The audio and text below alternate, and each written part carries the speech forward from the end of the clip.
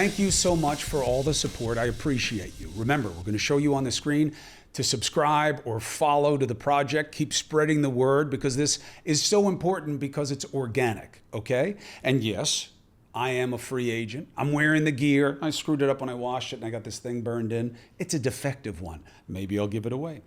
Listen, if you take the time to buy any of this, remember, I'm putting the money together to figure out collectively who we can give it to. All right, so that's what this is about. It's not like just some pocket filler for Cuomo, although I should have probably trademarked free agent. It's pretty cool. Open mind, open heart, willing to listen to what you disagree with, okay? Not owned by any team or tribe. This represents who most of us identify with. That's who most of us are. Why do you think 1 in 3 overall, 2 in 5 under the age of 55 say, no Democrat, no Republican, not for me, thanks. I don't want anything to do with that game. Most of us are not who you hear on Twitter. Twitter is not reality. It is an exaggerated crucible. And we need to understand that and start to regard it more as our mindset. The media doesn't help us in this regard, but you know how I feel about the media. It's a signature blessing in our democracy. And it is a mirror. It is a reflection. It is an echo. You want to know who you are, watch the media. And that's what resonates. And you'll say, I don't like it, I don't like it. Now, where are you right? You're right that it also occurs as an exaggeration. Why? Because the media has made the same mistake that many of our institutions and our cultural aspects has. What is that mistake? It relies on social media as a measure for relevance, for what we used to call vox populi. So free agents break free of that game, okay? And the more you do, the more you say you don't want it, you'll see the media change and start to give you what you want because that is the job of the media. Remember, they work for you. So if you show that you want something, it'll start to be there. Oh no, they have a duty to just report. Wake up, okay? There's a business involved there also. And no business is going to do what its customer base doesn't want. But you should want the right things. That's why there's responsibility for all of us. So I thank you for the support here and specifically for the couch confession. I'm glad it resonated the way it did. Now I'm okay. And I'm okay because I am a free agent. And I am post the stigma. I am post the judgment. I literally have a huge helping of IDGAF when it comes to people having an opinion about me. You want to have an opinion about what I say about what's going on and what my basis is? Fine, that's the job. That's criticism. Criticism is good. Helps you learn, helps you appreciate.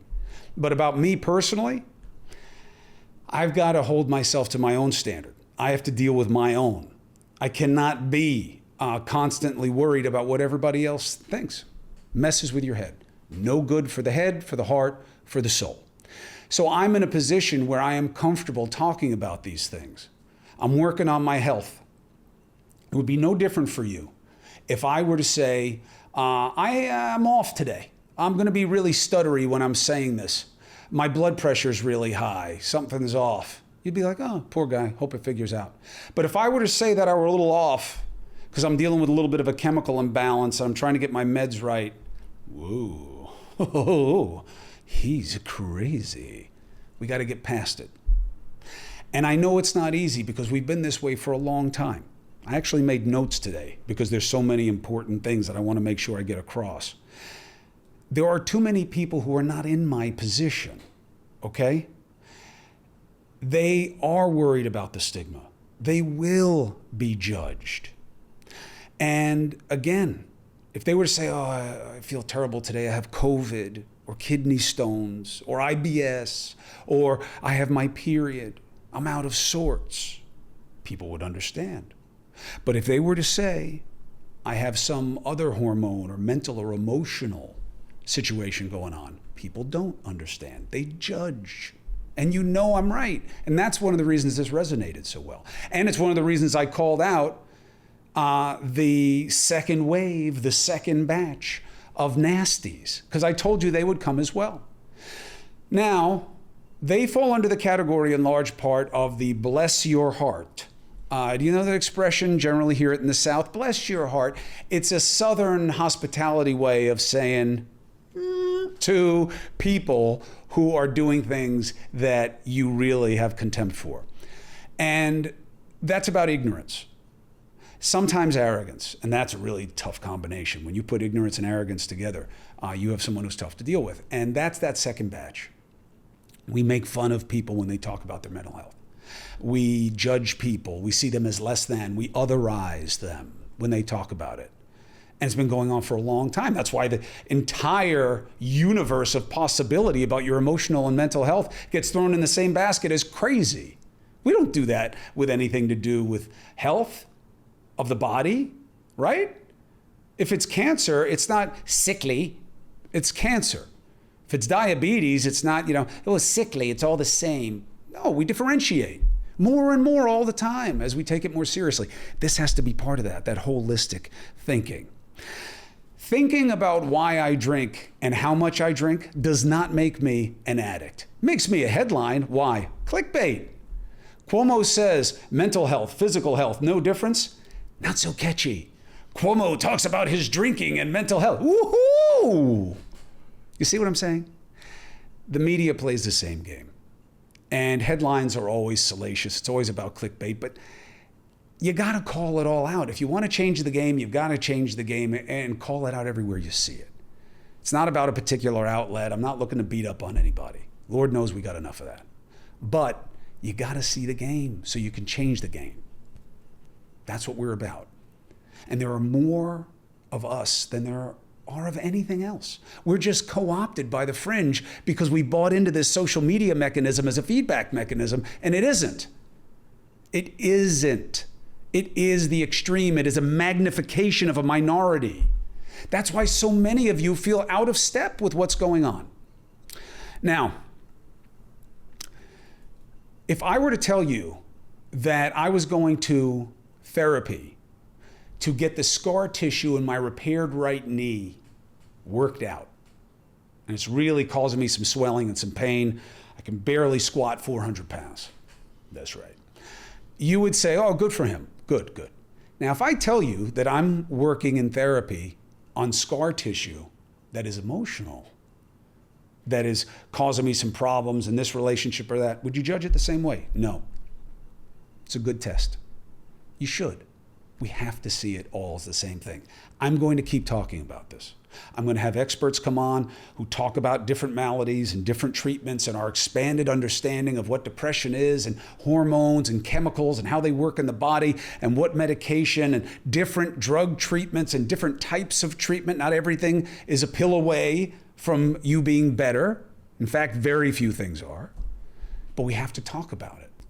What do we see in the events around us that give us a bigger instruction? All regards to the royal family with the loss of the Queen. Queen Elizabeth is gone. What does it mean for us? Okay, I am not here to celebrate monarchy. America was created as anathema to a monarchy. Okay, we don't believe in that here. I have always been surprised by how many Anglophiles there are in our society. And I am not a royal watcher, to say the least. And yet, there is an instruction in the Queen's life. Now listen, when I say that, I don't want to get into some debate about whether the monarchy should be gone. There are enough people who believe it in the UK that it still exists, okay? So that's what we know. I'm not here to debate that. I'm not about monarchies. I'm an American. But, the Queen mattered. And there is a lesson for us in her life. There are many lessons, and I think that history will bear her out well. But for us here in America, the dignity that the Queen made manifest in her words and actions all these many, many years, she did that as a reflection of the importance of her office or station in her case. She gave respect for the office, and she let herself be seen and heard as a reflection of that dignity, that integrity. Now, I don't care what you think about the monarchy. I'm not here to argue for it. I'm here to argue for that kind of leadership. That is the lesson for us here. Too many of you, Democrats, Republicans, right, left, independent, whatever. Politicians are scum. They're all liars. They're all on the take. They all go on there to get rich. And Stop. And I'll tell you why. I know it feels good, but it's not true. It's not true. I was raised by a man who was never about himself. All right? This is a guy who turned down the Supreme Court, wouldn't get on the plane to go to New Hampshire and get into the presidential race because he didn't think he was good enough. Okay? And you're not going to tell me that he was some example, and I'm going to tell you he wasn't an anomaly. There are good men and women who deal with a world of shit to serve their communities. Being in public service these days sucks. They are hyper-scrutinized on the worst bases of gotcha and sex life and private life and family life. I can't believe people want to get involved. And yet many do, and they do it for the right reasons. Do some politicians suck? Of course. Some of everything sucks, right? You know the expression, a few bad apples ruin the bunch? No, they don't. A few bad apples means a few apples have worms in them, which makes you suspicious of the entire bunch. That's what we don't want to do. You don't cast out all politicians because some suck. Now, you do call them out when they're quiet in the face of the others sucking, but that gets complicated also. So here's my suggestion. And it was brought into relief and more perspective with the passing of the Queen. Expect more, expect better. Don't just be what you oppose. Just don't call out the negatives. Just don't measure who's worse. Don't just call out what's bad all the time. Recognize what's good and have expectations of better. My father had an expression, I don't know that it was his. I know it, in fact, it was not his, but it worked. Whether you think you will or you won't, you're right. Okay? If you keep putting it out there that all politicians are going to suck, they're going to suck because they'll be meeting your expectations. That's the standard. Change the game. Change the standard. That's why I say, shame campaign on Congress. You want to be negative? Great. Just do it for the right reason. Get them to put in term limits. Congress has to do it. Shame them into doing it. They're in no hurry to do it. Make them. Say you want it. Shame campaign, get states to start apportioning their electors. Boy, would that change the presidential game, because you're never getting a constitutional amendment. I don't know how we got 27. Most interesting one in our amendment history, prohibition. You mess with booze, the country will come back at you. Can you imagine that? 14 years after they passed prohibition, they repealed it. That's how important alcohol is in our society. If you set the standard, they'll meet it. Term limits, apportion the electors, ranked choice voting. You see how the right is coming out to attack ranked choice voting? It is not inherently set up to benefit any party. It's math. It's about preference, okay? And it's about crowdsourcing so that you get somebody who is more of a consensus choice. What's so wrong with that? We have to keep talking about it. Is it a perfect system? No, but why not? Let's discuss. Don't just let people make it a boogeyman because they don't like that Sarah Palin didn't get elected. Well, then why'd the Democrat get elected if it's fair? It was 60% voted Republican. Yeah, but how did they rank Palin? How many of them first ranked her? The math commands our understanding that obviously many were putting her second or third. Not all Republicans are the same. Not all Democrats are the same. But boy, are they being forced to become more and more like their own group with this toxic twosome. That's why I believe more parties. Now, expect more from your leaders. Call out when you see good leadership, and you'll get more good leadership from leaders. I believe in that. And in fact, we know this from the soft science of behavior. The best way to change someone's behavior, the best way to change a child's behavior, easy. Beat their ass. No. May feel good, may be culturally relevant to you, may have been done to you. does not work as well. The science is clear. All that does, works in the moment, but it gets that person, that child, to find a way around you to do the same thing the next time, to avoid the beating. What does work? Positive reinforcement. That is the best way to change behavior in child or adult. Why don't we do that in our politics? Why are we so obsessed with the negative? Feels good. Feels good. Politics is about feel over fact, 9 times out of 10. Most ads are negative. Why? They work better than positive ads. That's the reality. But there's a lesson in the Queen's passing. Now, final point. Do yourself a favor and watch the documentary. It's 2 episodes on George Carlin. I am a huge Carlin fan. I always have been. He was one of the people in my life that I would look at and say, God, I wish I could be more like him in terms of how he thinks and what he approaches and how. His entire act from the 80s, now he was in it from like the 50s, he's gone now, may rest in peace, but his act in the 60s was different than the 70s, but it was really growing and evolving into what he really was in the 80s and beyond.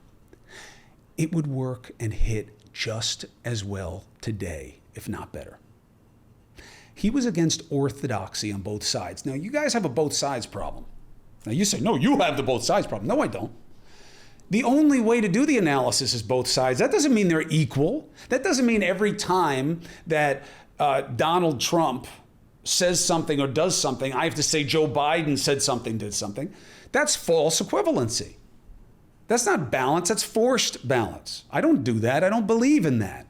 But you don't ignore the problems of one side and think that you're gonna build consensus. And that's what I wanna do. I don't want to emphasize one of these two. I don't want to be on your team. Do you understand? It's not why I'm here. I'm not here to pretend, hey, Republicans, you should have liked me more. I'm not here to be liked. Democrats, you still got me. You never had me. I'm not Mario Cuomo. I'm not Andrew Cuomo. They're you guys. I'm not your boy. I'm here to do the job for everybody else. I believe we can do better than this fight. So did George Carlin. Orthodoxy on both sides. Oh, but there is no orthodoxy on both sides. The Republicans want to destroy the democracy, and that's what this is about. Do you know that that's what Trump was saying about Democrats? Don't you remember that? They're trying to destroy the democracy. How dare he say that? You can't destroy democracy. Our institutions are strong.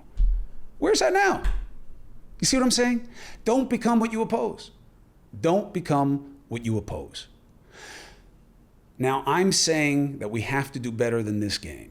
I'm saying that our leaders have to have more demanded from them, and they should be rewarded when they do things for us that are good. That's where I'm coming from. That's what being a free agent is about. I'm willing to put myself out there about my struggles in life and kind of use that as an aperture, as a window into a world that we all know very, very well.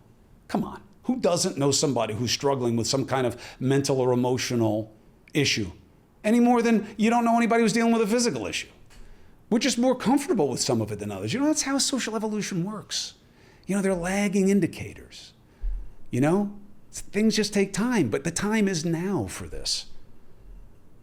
The time is now for this. No more parity, no more mental health, physical health. There's just this holistic sense of wellness, of well-being, mind, body, and spirit. We know this is true. I'm right. I'm not creating something. I'm not patting myself on the back for saying what's obvious to all of us. I'm just not afraid to put it out there about myself because I'm okay. I'm doing what I feel is right for me and for the relationships that matter to me. I'm all right with it. I look the way I do because I try. And frankly, I've had better success with my body than I have with my emotional well-being. It's harder.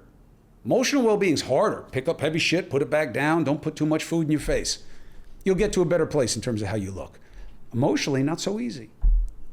Why you are, how you behave, what triggers you, this is complicated stuff. I get why people want to avoid it. I've just never been that way. I believe in leaning into my flaws, and I got plenty of them. So there's a lot of work to do. And there's a lot of work to do for us together in a lot of different ways. And I believe the more that we ignore the game, ignore the fringes, we are not effing social media. Do you understand? It's not reality. And I know we rely on it, but it's not you. And you know it's not you. You keep saying, who are these people? Who are these people? Exactly. Exactly. They're the magnified minority. Remember who you are, where you are in your community, and what you talk about and how you discuss it. How many of you are like, going to the mat over whether or not the search of Mar-a-Lago was right or wrong? It was right, by the way, but they played it badly. Garland should have said how much came before that search warrant in terms of how many appeals were made and that Trump's guys were playing a game. And now they got a problem because why'd they take his medical records? Why'd they take his personal identification? What was that about? Why? I thought it was about confidential information. Explain it. You ever hear the expression, tell the world who you are, or they'll tell you? That happens in politics all the time. Control the narrative, define the narrative, and I don't mean bullshit. I mean, tell me how I'm supposed to see this, or I'm going to listen to somebody else about it. Democrats get caught short on this on a regular basis. I think it's about to happen again. And in fact, if I had to put my noodle to it, and as I keep saying, the more they keep Trump's name out of their mouth, because he's just a symbol, and speak to the concerns of the people who voted for him, who were desperate enough to choose somebody who I can't believe they would want to be like, the better off the Democrats will be. And for the Republicans, keep putting up moderate candidates. Keep putting up people who are open to compromise and not like your mascot. And see where that gets you. Now, of course, the Democrats will have to stop funding extreme candidates in these primaries. That's effed up. That is dirty pool. Trying to make the right as extreme as they can be to give you a better chance of winning, talking about Trump so much because you think that's your best chance, that's not leadership. And I know that's the game, but I think the game has to change. And remember, none of this is new. We've been at each other's throats from jump in this country because this is hard what we're doing. This is hard. To have differences celebrated. It's not what human beings do well, but we're trying it here. And Carlin was right back in the day. It's just as true now. Orthodoxy on both sides must die. Why? Because one group cannot be celebrated for its attempts to try to control another. And whether it's talking about Islam or what is good about Christians and bad about Islam and that bullshit, or it's about if you don't agree with us about how to define gender or this or that, then you're a bad person. We have to stop that. And we have to think about common concerns and collective will. That's what I'm here to do. That's what I'm here to do with you. And to do that, we got to start listening to the people who understand why we are how we are over time, who've watched, who understand, and whom we respect. Pretty short list. Oh, I got one for you today who's so nice, I'm doing them twice. Bob Costas is our guest today. I talked to his ass for so long, I'm going to do it in 2 episodes. And I didn't even know how long it was. Greg was like waving his hands there. He's like, we're losing sunlight. No, it was obviously inside. Who cares? But we talked so long, we're doing 2 episodes with Bob Costas. His thoughts about our culture and our politics and how it cleaves with sports and why he does what he does and what he's learned over time. It is magic. It is food for the head and the heart. Bob Costas, ladies and gentlemen.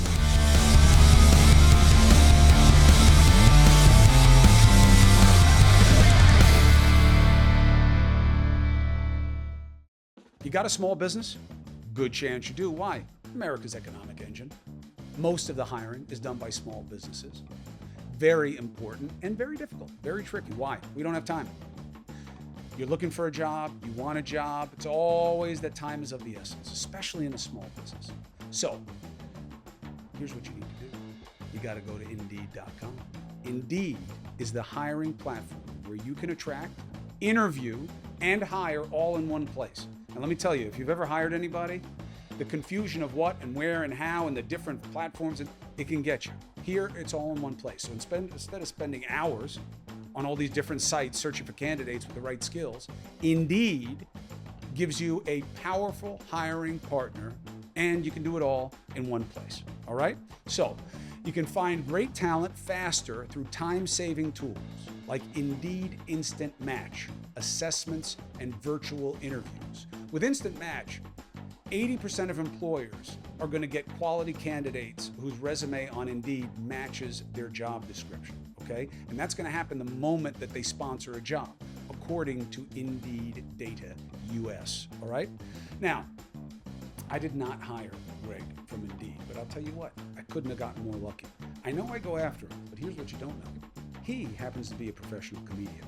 He could slice me like the cheese that I pay for all the time to put on his sandwich, but he doesn't, because he's a good man. And I appreciate him, and I love doing ads with him. He makes it fun.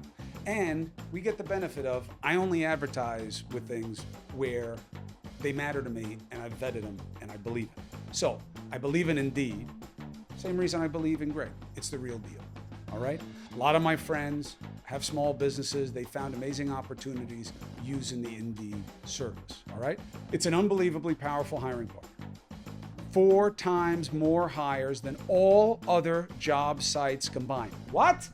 4 times more hires than all other job sites combined. Yeah, says Indeed. No, says Talent Nest in 2019. Okay? And Indeed is the only job site where you only pay for the applications that meet your must-have requirements. You know how many businesses do it worldwide? 3 million are using Indeed right now to hire great talent fast. All right? So I say, they say, start hiring now with a $75 sponsored job credit. Okay, that's 3 times what I pay Greg. And you will get to upgrade your job post at Indeed.com/CCP, and you'll get that $75 sponsored job credit. The offer is good for a limited time. And again, you can claim your $75 credit at Indeed.com/CCP. Need to hire? Guess what you need? Greg, what do they need? Indeed. Indeed. Thank you for the kind words, and thank you for the sandwich. Greg, do you remember the Jessica Simpson commercial where she said, 1080i, I don't know what it is, but I want it? I feel like I'm watching it right now. Upside falls into that category. When I heard about it, I was like, wait, what does it do? But this is a very cool, quick response economic tool to inflation. You know what that is, right? You're seeing it everywhere you go. What Upside does is it's an incredible app for anyone who buys gas, groceries, or dining out. Every time you make a purchase, you get cash back. Would you like to tell people how to use it? Let's say you're filling up on gas. Let's say you're somebody just like me, except you own a car. You go to a gas station and you fill up on gas and you check in. And you look at the app, it says if you use this gas station, you're gonna get this much back when you buy gas. You're gonna buy gas anyway. Well, it's not just gas. It's gas and where you eat. 5% cash back if I claim this offer if I want to get some authentic New York style pizza here on the Upper East Side. Which I'm sure they make pizza here on the Upper East Side. That's how you know that the guy's not from here. New York style pizza. If you're a New Yorker, you don't believe there's any other kind of pizza. Well, I spent a lot of time in Chicago, and our pizza there is more of a soup. Deep dish. Yeah. It's not a thing. It is in Chicago. It's like Italian beef that you have there. Do you know the Italian stance? There's no such thing as Yeah, there is. The way you eat an Italian beef sandwich is you lean on the edge of the counter, and you put your elbows on the edge, so you don't drip the wet beef onto your feet. What are you, an animal? You don't know how to eat? No, look up the Italian stance. You don't know button plackets. You don't know the Italian. You're Italian. This is like very well known. I got to tell you, if only Upside could make getting a discount for working with Greg. To get started, download the free Upside app. You can use my promo code Chris5 and get $5 or more cash back on your first purchase of $10 or more. And next, claim an offer for whatever you're buying on Upside. You can earn as much as 3 times more cash back with Upside. What else do you need to know? Download the free Upside app and use promo code Chris5 to get $5 or more cash back on your first purchase of $10 or more. That's $5 or more cash back on your first purchase of $10 or more. Just use the promo code Chris5. It's my favorite number. Bob Costas. Now Chris Cuomo. This was nice of you to do. It wasn't difficult. Well, but it's about a 10-minute ride, maybe a 20-minute walk. You have always been somebody I look up to in the business because you do it very, very well. The list of accolades that you have received, I want to deal with first because you are not an accolade guy. But I also have noticed that people who tend not to be accolade guys win the most. Does it matter to you that you have won more of the awards that matter than anyone in the history of sports broadcasting? You know, if there's one that I take a small measure of pride in, because a lot of it is circumstantial.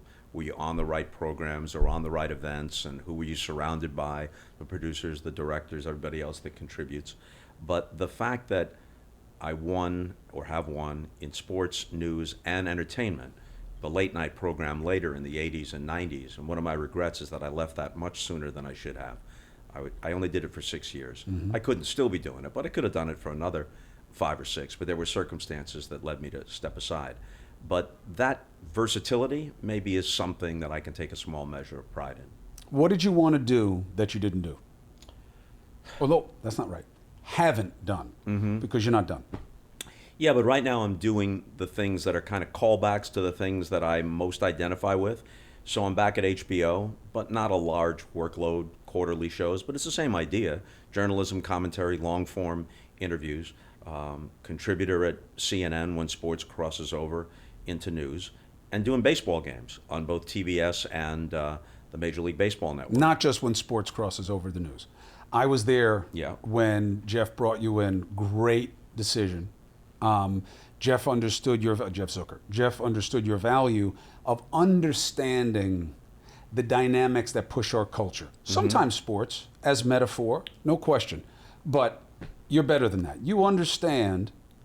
Neither of us are kids anymore. You've seen a lot of things happen, and you understand why they've happened and where we are, and that is a gift. You got to find different ways to share it. Well, you hope that if you've paid attention, you're reasonably well read, and that means across the spectrum, not staying in one bubble or another. Try to get as much of the broad range of viewpoints and information as you can. I'm not an expert on policy. I couldn't do what Ted Koppel did. That wasn't my background. But certainly, in a big picture way, if someone asks you to comment about Donald Trump and live golf, I'm qualified to do that because of my background in sports, but also because I've just paid attention as a citizen. You don't have to be a constitutional expert. You don't have to have served in government to make valid observations about Donald Trump, or for that matter, Joe Biden. Do you wish you had done more politics? No. More news? I did a fair amount of politics on later. Your dad was a guest. I know. A couple of times. My father loved, but look, we all do, right? I mean, Bob Costas is probably one of the few cultural figures left that everybody agrees on. Until this decision. I'm not sure about the MAGA crowd anymore. My father but loved him, not just your voice. What he loved the best, one was that you were Greek, and my father loves the Greeks, but he loves to give them a hard time somehow about not being Italian. But and I feel the same way. You have a unique fluency where you are able to take what you know, what you don't know that you want to ask about, that still connects with that boy, girl, man, woman, whatever at home, what they want to know. Yeah. And you keep going over time, the fluency. That's what Pop loved and respected. I had such regard for him. One of the funniest moments that ever happened on Later, Larry King, who in many ways was a better guest than he was a host. He was a great storyteller. As a host, and everybody loved him, and his career speaks for itself. But you know how Larry always used to say, I don't read the book. I don't need any preparation. And I'd been with him when he'd walk in, like 10 minutes before the show, had a little blue card, looked it over, and then, a typical thing from Larry, especially in the last 5-6 years of his career, Joe Biden, what do you make of it? What do you make of it? That was it. That was it. You don't have to know anything. What do you make? Chris Cuomo, what do you make of him? Right? So Larry says to me on like his 5th visit on Later, I can interview anybody. I don't need to be prepared. I said, all right, next time when you come back, you bring somebody, and I don't know who it is, and he or she walks out from behind the door. I'll bring somebody, and he or she walks out. And for half the show, you interview the guy I brought, and I'll interview whoever you brought. He brought your dad. Okay, your dad sits down. He's in. You're gonna run for governor and blah blah blah. You're gonna run again. Blah blah blah. I knew what to ask him. Okay, I brought Meatloaf. All right. So Meatloaf walks out. He has no idea who Meatloaf is. Okay. So the first 5 or 6 questions they're trying to determine is like he might as well have been Dorothy Kilgallen blindfolded. It's, what's my line? Is this larger than a bread box? Do you work in politics? And so finally he determines that I think that Meat told him that his name was Meatloaf. And all I remember after that is Larry saying, "Do I address you as Meat or Mr. Loaf?" So I think I won that standoff with Larry. But your dad was always so great, always so great to me. And to your earlier point, one of the most gratifying things that I've heard through the years, people will say, "I'm not that big a sports fan, but you make it accessible and enjoyable for me." And that's one of the differences in network sports as opposed to local sports. Even if it's a baseball game.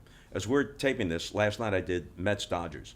Jacob deGrom pitched a great game. It was just a terrific baseball game. And the Mets won 2-1 before a charged-up crowd.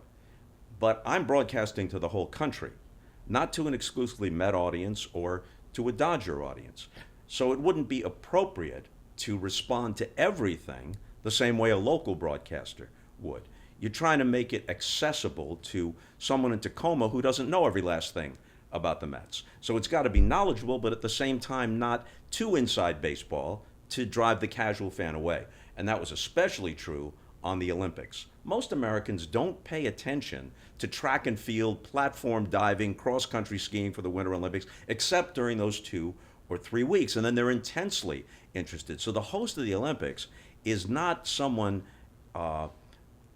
obsessed with minutia. That person has to be a good generalist. They have to know everything or most important things about the history of the Olympics, the host nation, the host city, and the 24 or so events or athletes who are likely to be the focus in prime time.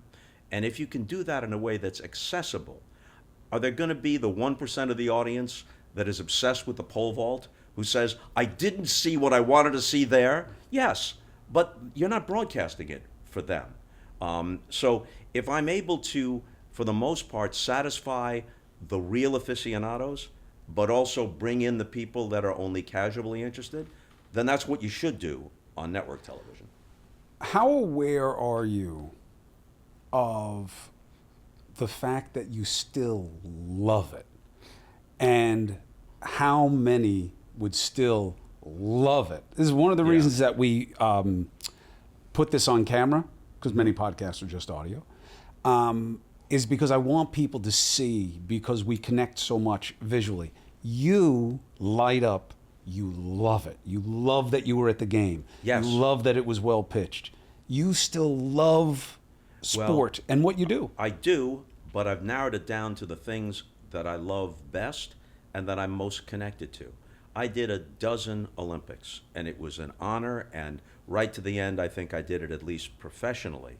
But there was a little bit of diminution in how connected I was to it. The way they were produced changed a little bit. I'm not saying for better or worse, but I just wasn't as fully connected to it as I was. And maybe some of that is being in my 60s at that point, as opposed to in my late 30s when I started doing it.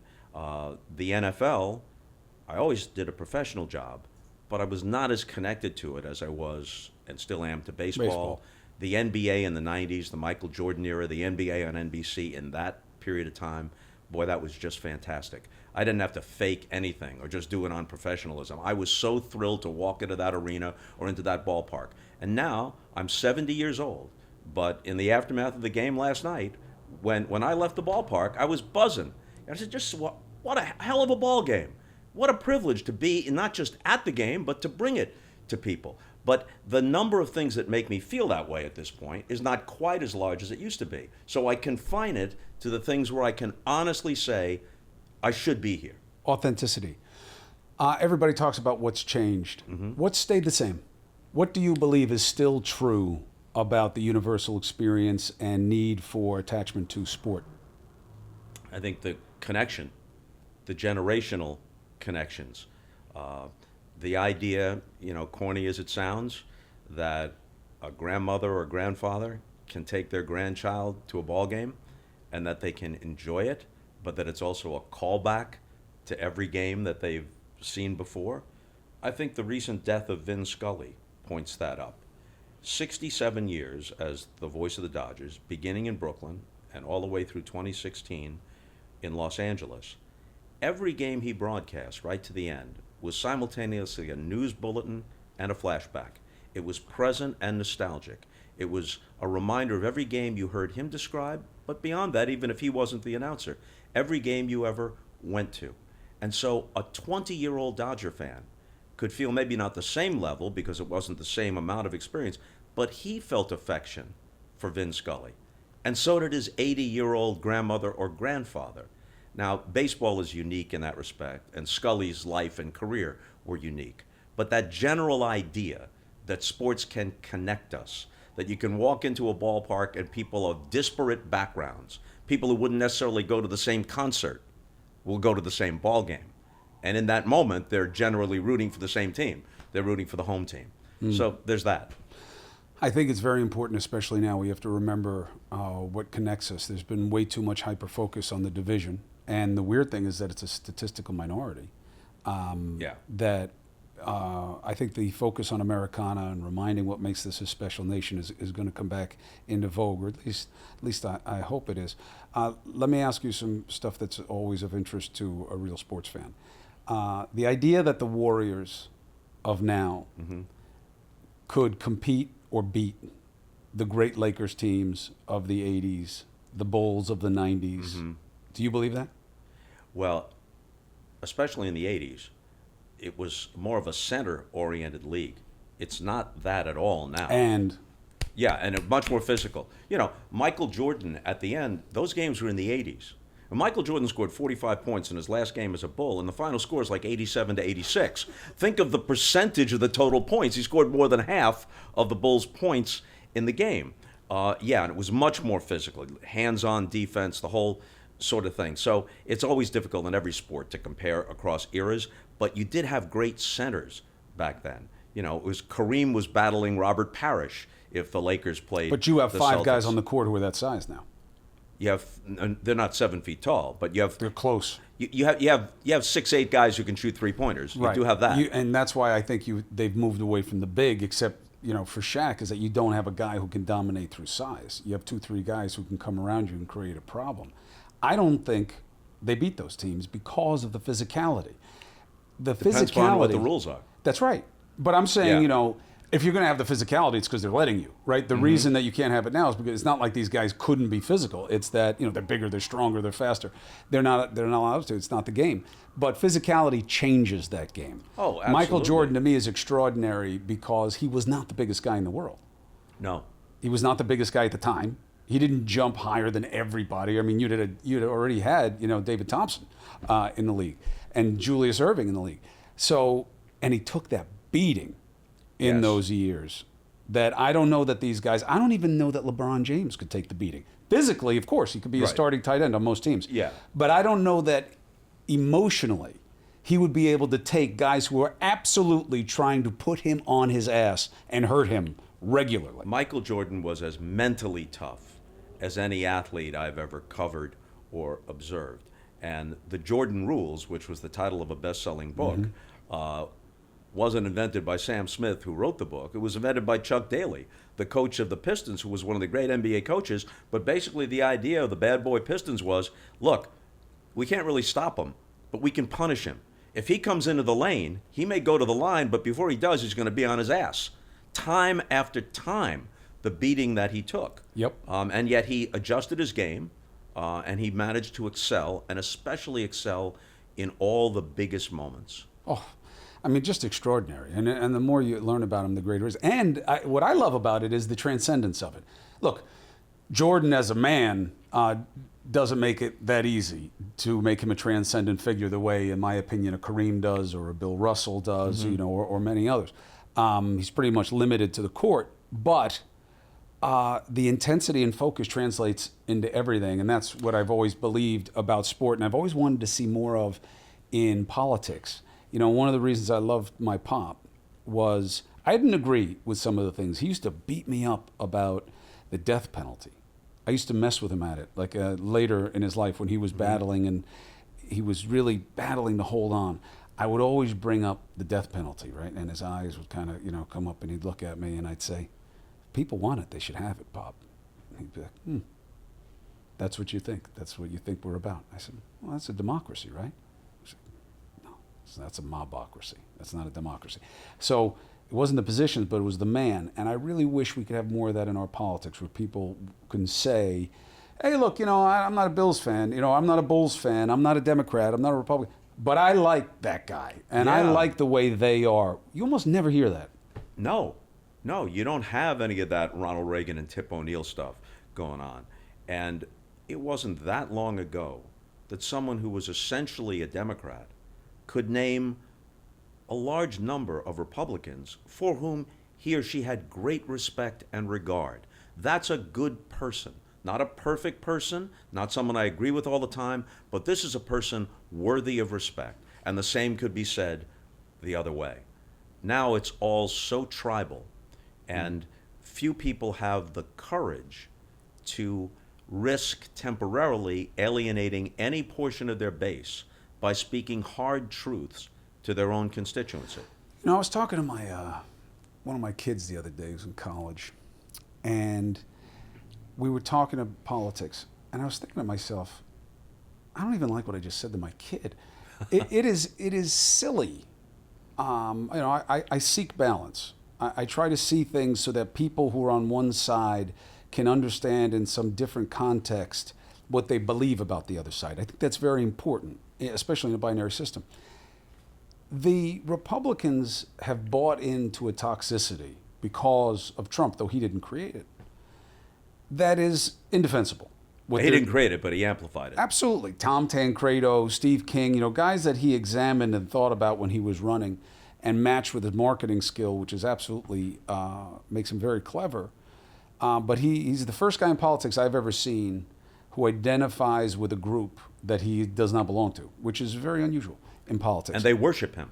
I think that the word, what do you call where you are so desperate and angry and want a different outcome so much that you'll go with a guy that can make it happen, even though he's really not your guy. He's just your guy for this purpose. Yeah, well, is that worship?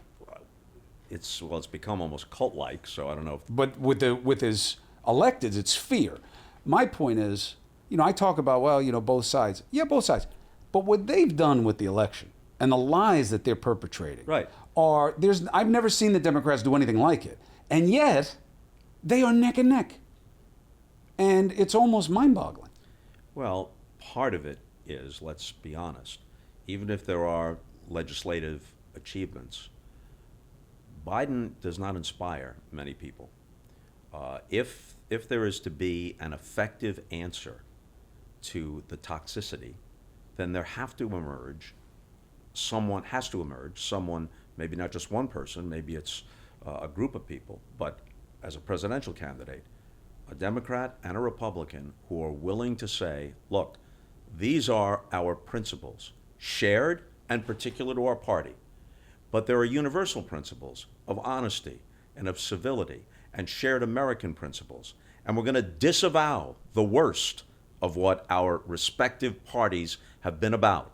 Whether with the Democrats it's just foolishness, the illiberal aspect of some of woke culture, which is illiberal. It's not by degree different than classic liberalism. It's someplace else. It's a diversion. Yes, it is. Whether it's that or whether it's signing on to lies and insanity because it helps you win a congressional seat or whatever it might be, or maybe someday be the Speaker of the House. Whoever these people we're hoping for are, they have to not just represent something, they have to swallow hard and repudiate something. I don't disagree. I mean, the scary thing to me is it's like Jets Patriots, and now as a self-loathing Jets fan, it builds character.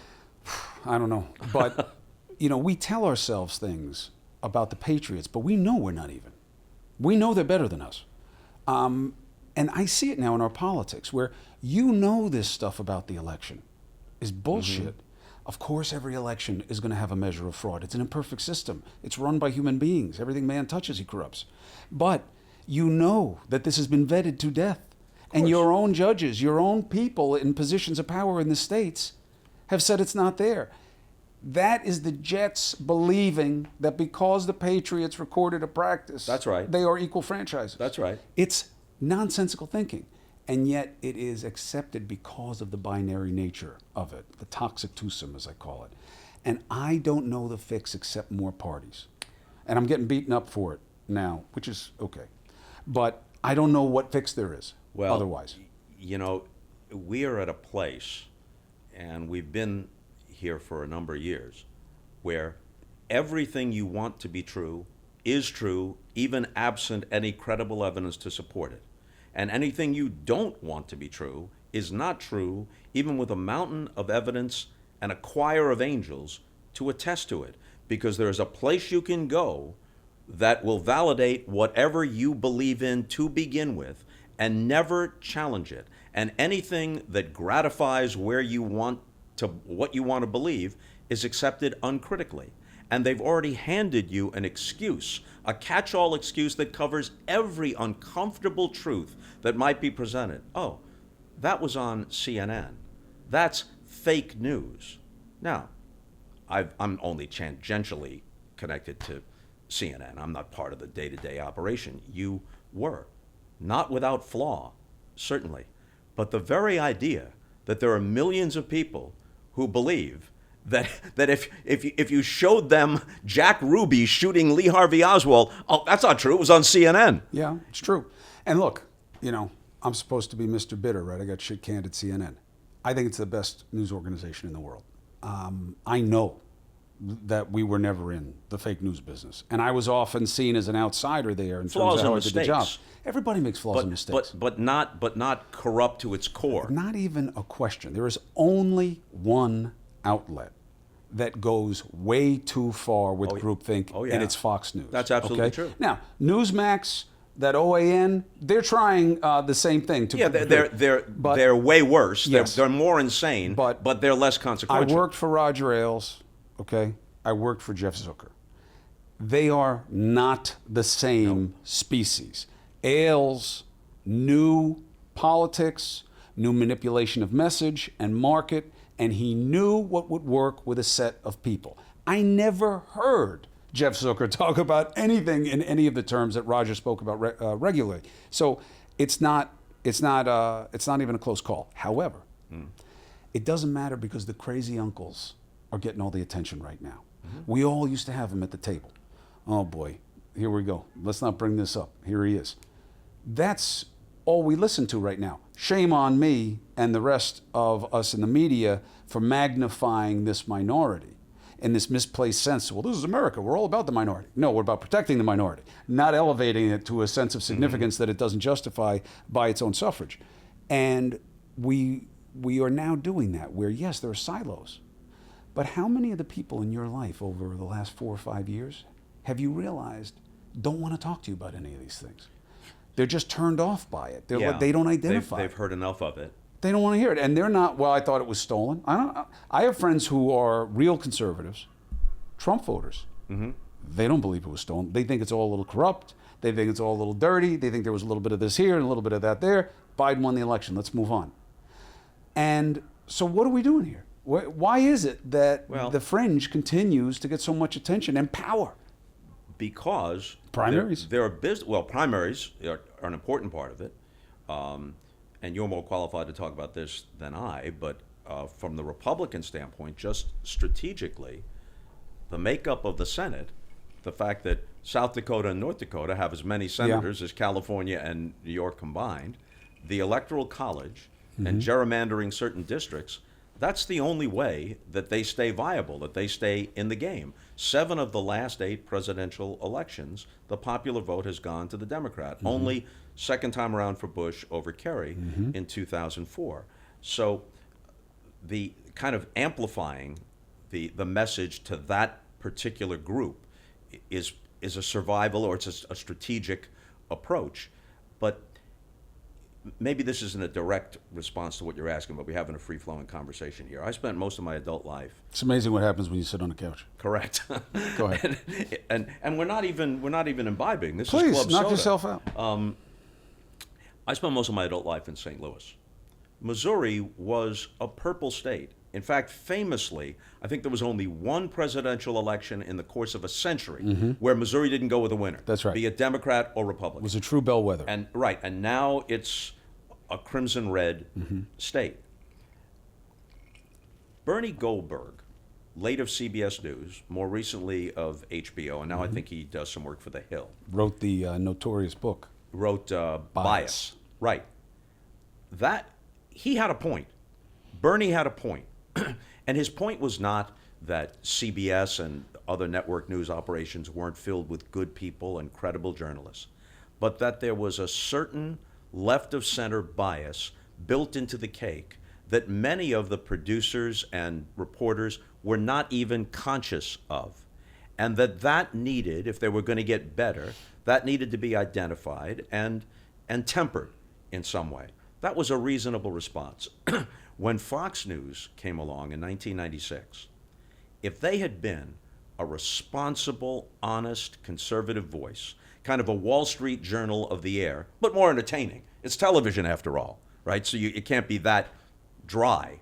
But if essentially they had been guided by solid journalistic precepts, that not only would have been acceptable, that would have been a very, very good thing. Mm-hmm. But instead, the supposed antidote to whatever the problem was is much worse than the problem itself. And there's something deeply perverse about people at Fox News lecturing about fake news and lecturing about the media mob. It's deeply perverse because on a daily basis, with exceptions, not everybody there can be indicted in this way, but on a daily basis, they commit crimes against journalism and against basic fair dealing and dealing in good faith on an ongoing basis. Oh, look, I mean, it's just how it is. And I worked there, okay? And Roger Ailes gave me my start in the business. He taught me a lot about interviewing. He was very savvy about it. It wasn't what it is now. I would have never made it. But, I heard this jackalope on there the other day say, This Biden calls us fascist. You can't call us fascist. That is way over the line. That should never be said. It should never be mentioned. But Joe Biden, you're the fascist. Right. And I started to laugh at, I wonder if he understands what he just said.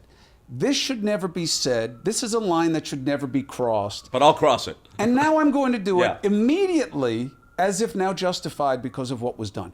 And I thought in that moment, I really see where we are. The question is how to get out of it, which is completely where my head is about why I'm coming back into the business. And my fixes are the multiple parties. People don't like it. Mm-hmm. Okay. Shame campaign for Congress to pass term limits, because Congress has to do it. Shame campaign is the only way to get it done. Ranked choice voting, that's a state level thing that you're going to have to do. It works. You're seeing it now at play with Palin. Interestingly, a senator comes out and says, this shows that it's a scam. No, it's math. Unless math is a scam, ranked choice voting is not a scam. It automatically puts you with somebody who has a broader basis of some support than otherwise. It just does.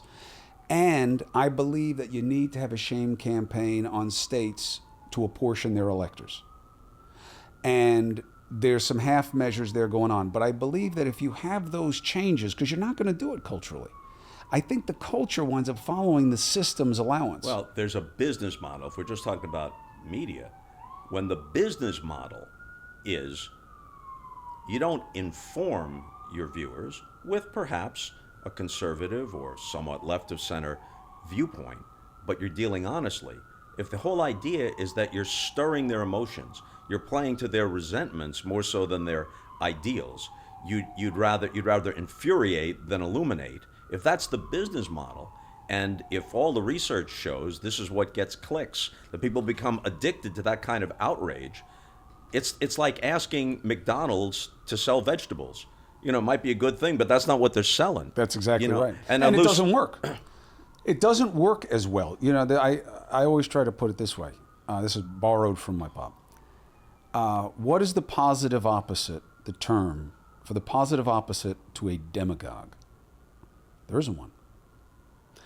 There is no such thing as the positive opposite to a riot. Mm-hmm. Negativity is very powerful. The Greeks coined the phrase of demagogue for a reason. It works better than pushing peace and comity and love and allowance and compassion. And something that could fit on a bumper sticker works better than nuance and complexity. Especially if it's nasty. And right, and shades of gray. You know, I have a number of stray thoughts, and it's a podcast, so I can circle back to them. One of the points I was about to make is living in St. Louis for most of my adult life, raising our children there. I never had a feeling that liberals or conservatives were more community-minded, more generous, more kind, more worthy of your respect, more worthy of your friendship. I did a lot of charity work in St. Louis. People who you would think of as, Chamber of Commerce types, more conservative types, generally more Republican types, were among the most community-minded, the most charitable, the most generous, the most admirable. This departure, that they would cast their lot with someone so deeply contemptible as a human being, is astonishing to me. My guys say, no, Bob, you're missing the other part. So are the other guys. And, okay, maybe Trump is an exaggerated form of what I don't like in all politicians, but I'm not going to have these other guys. Now, he's a unicorn. I'm not going to have these other guys tell me that he's a liar when they're liars, or that he's not worthy when they're not worthy. They don't get to say that. That's a big part. No, I get that. But, if and again, I'm jumping around here a little bit, but if we're talking about media, you're not an honest broker if you're only calling fouls on one side. I'm not going to name the guy. Wouldn't be right in this context. But I have a pretty good friend at Fox, a very good guy. And I said to him, you know what, you come in for your segments, and there's no shortage of lunacy and dopey stuff from the left. You can always find some professor somewhere who thinks there are 16 pronouns, and let's focus on that rather than what you should be here to learn, rather than have critical thinking. And you can find somebody who says that they're deeply sorry for the harm that's been caused by inviting Ben Shapiro to speak on our campus. And no thoughtful person views that with anything but contempt. It's outrageous and stupid. There's all kinds of examples of that. So you can have 10 of them every time you show up. But you're like an official at a ball game who's calling offsides every time the other team is 1 inch offsides. But your team could be in the other team's huddle, and you can't call offsides. So it isn't that what you're saying is necessarily untrue or not valid, but it is only in one direction. You're completely blind to the same offenses or worse. You're not really blind to it. You know it's there, but it's not part of the business model. And if you came in and had 5 Republican or conservative outrages and 5 liberal outrages, you wouldn't have a job anymore. Mm-hmm. Give us 10 liberal outrages. It's also forced the game to be played on both sides, because I understand why people on the left are like, I cannot believe that you see anything about us that matches up with what's going on with him over there. He set a whole new standard for perfidy. I get it. And it makes doing the job harder because, my analysis, Merrick Garland should have gotten out in front of this search sooner, because the vacuum, the silence, created an opportunity for deception. Now, people will say, well, they don't have to tell us what they're doing. That's about the law. That's about court and doing that. Yeah, it's also politics. I'm not saying he had to give you the goods on why he's doing and compromise witnesses, but he created a vacuum. And there is a political and there is a public component to what he does. They say, well, don't bring him up. It only matters that what Trump did. No, both matter, but they're not equal. Right. Garland would have saved us some agita if he had said, look, I got a supporting affidavit here. We asked for this stuff 5 times the nice way. Okay, that we probably wouldn't have done if it weren't of a former president of the United States. What really helps in this atmosphere is someone in authority spelling a complicated situation out in a concise and forceful way. Yes, we didn't just bust into his house. They didn't even have their coats on. It isn't a raid. That's right. There's nothing like that about it. We do raids all the time. This ain't one of them. And it is because of who he is. And we asked a bunch of times, and they didn't comply. And now you'd say, oh, yeah, and by the way, you complained about all these things. Now we know that your complaints are hollow. Why did you secrete these documents? He's never answered it. Trump has a lot to say about this. Right. He has never said why they're there. Mm-hmm. and why and that's all that matters now. It's not about the raid anymore. You know, his people can call it a raid and say it's surge, say whatever they say. We know they're there. Why are they there? There are questions for both sides, but they are not equal questions. And I think people have lost sight of that. So they'll come after me. Don't mention Garland. Just keep the pressure on the other side. So what That about doesn't make them stronger. this? What about this? Even if it's a 3 on a 10 scale, balances this, which might be a 9. That's right. But by on a 10 calling scale. out the 3, it gives you more heft on the 10. Because I'm not a guy who ignores the 3. I see the 3. But now back to this. You know, it's literally, to me, it's become like, all right, you robbed the bank, but as you were driving away, somebody was making an illegal left. And you're like, well, what about that left? That's right. Yeah, what about it? That's a ticket. You're a felony.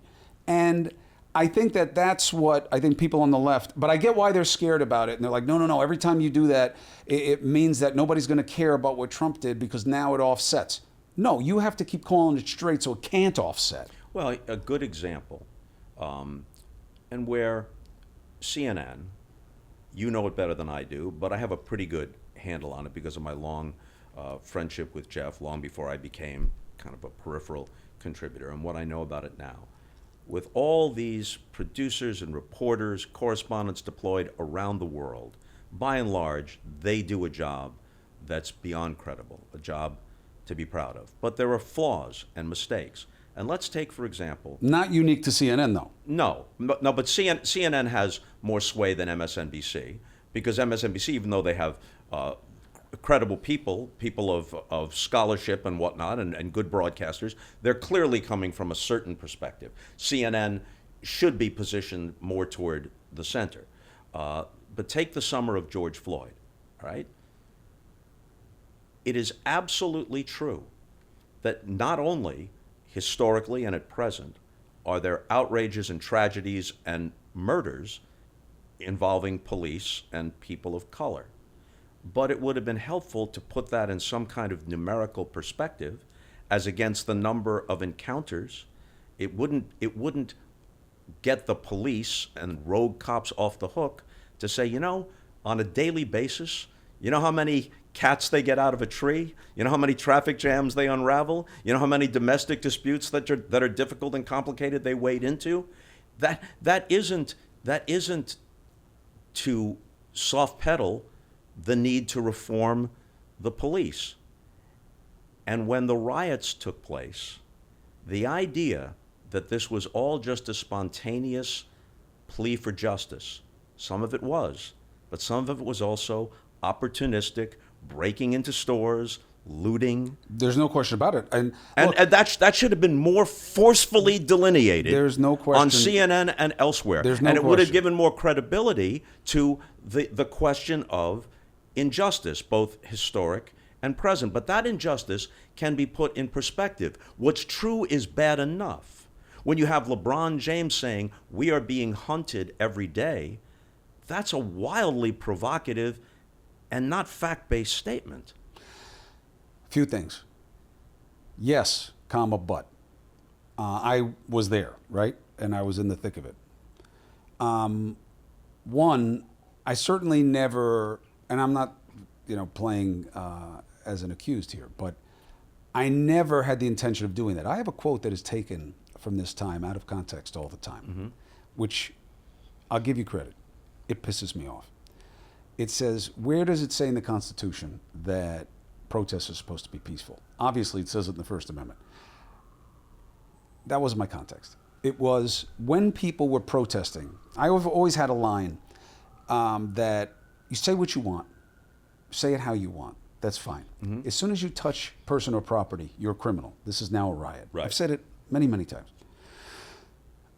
My point was, protests aren't supposed to be peaceful, meaning they're going to be... Meaning polite. They're going to say things, and I should have said the word polite. And it was clear from the context. It gets chopped up. Why? Everything's weaponized. Now, Yes. Here's the problem. In an emotional moment, not for me, but for the community, it is not a time where talking balance is going to be well received. Sometimes... But isn't that a journalist's job? Absolutely. But I'm saying time, place, and manner, okay? A big test in the law when you deal with constitutionality. Time, place, and manner, meaning that, okay, but when did this happen? And where were you? And what was going on, the manner when this was happening. That is relevant also. When they see video, and when I say they, I mean the black community. Yes, I believe George Floyd was one of the only incidents I've ever seen that involved violence against minorities or blacks specifically that brought in as much white consensus as George Floyd did. Because there was graphic evidence right there. It was so beyond the pale. When I first saw it, I said, there's only one thing that makes this make sense. The only thing that makes this make sense is if that officer knew George Floyd from the nightclub that they worked at and hated him, and was some kind of capo within the force where he could co-opt the other guys.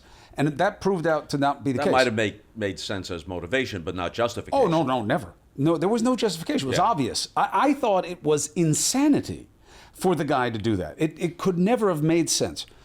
So it was so egregious that the idea that there was a leavening principle at play, yeah, but this rarely happens.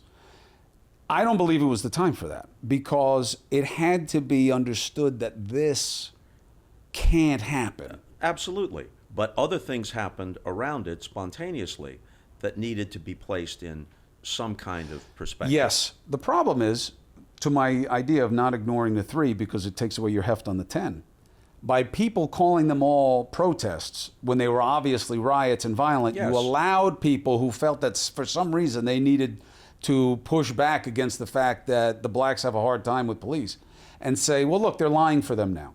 Aren't we supposed to make distinctions? Difficult as those distinctions may be, yes, we're supposed to make those distinctions. And I think that we failed, we being the media overall. I'm not really involved in that. No, you weren't, but I was. But that we could have done a better job of that. But there was also something else. I'm not prioritizing this above, but something which I didn't hear mentioned as often as it should have been. Black Americans are not just talking about those who have feelings of distrust or wariness about the police. They're not just talking about the tragedies. They're talking about the traffic stops for driving while black. They're talking about a person with a master's degree and someone looking askance while he's sort of window shopping and doing the things you and I can do all the time without somebody questioning why they're there. Yep. And what I'm about to say does not make me heroic. I think it's just, I'll bet that most of the people I know would have done the same thing. In 1996, my son, who's now 36 years old, would have been 10, and we're driving through St. Louis. Al Joyner, who was the brother of Jackie Joyner-Kersee, and they're each from East St. Louis. Jackie Joyner-Kersee, one of the great Olympic athletes. Al Joyner was stopped right after the 96 Olympics in Atlanta for driving while black. And that was his sole, and they reckon, oh, fine, go on your way.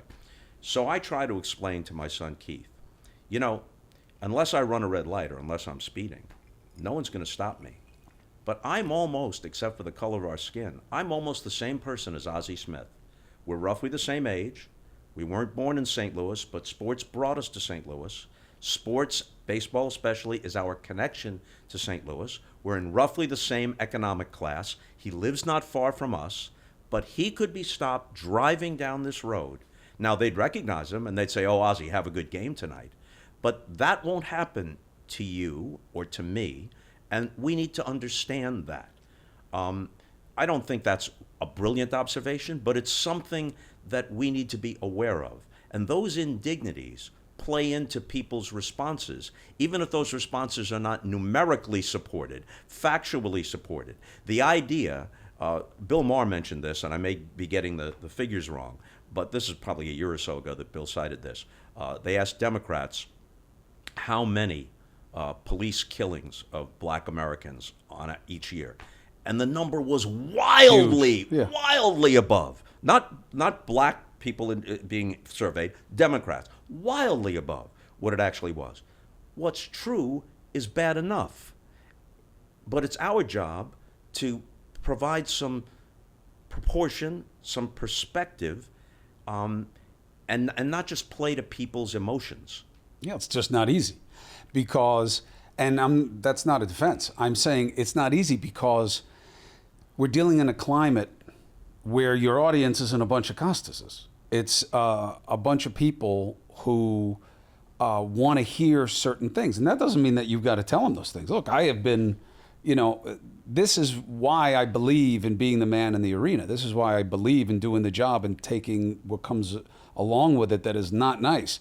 Because I think the job matters anyway. And, if that means that the left doesn't like what you're doing, if it means that Trump villainizes you and makes you have to move, which happened in my case, then it happens. Wait a minute, he made you have to move your residence? Oh, yeah. Absolutely. I don't know the His story. guys kept coming to my house and saying shit to my kids, and I was going to fold somebody up and wind up in jail. And So was your reporting that it pissed him off, or? His guys were pissed off because he would come after me by name. And he decided Come after you by name because of your reporting. Yeah, well, look, I believe in he can speak for himself, obviously, but I believe the former president believes that because we're both somebodies from New York, I was supposed to be his guy or something like that. And instead I became Zucker's guy. In his mind, once their relationship went bad. At one point that would have been good that I was Zucker's guy because he liked Zucker. So he weaponized his discontent, and his guys started coming to my house and, throwing shit on the lawn. Some stuff is normal. Driving into my driveway is not normal. Anyway, my point is this, I'm no victim. What I'm saying is, it is very hard when the media will punish the media for not appeasing the audience, and by audience, it's a defined term as a fringe or minority aspect of the audience that the media can use against the member of the media that they want to in that moment. And it does break left. Well, I think there's good and bad reason for that. And it's an important thing for people to know, and it's why I didn't like Bernie's book. I thought he had a point, though. I thought think Bernie he had did, a but he point. absented himself from that notion until it didn't suit him anymore, and then he's going to be a truth teller. That always bothers me. You didn't do it in the moment. You didn't do it when you were there. You knew it then, too.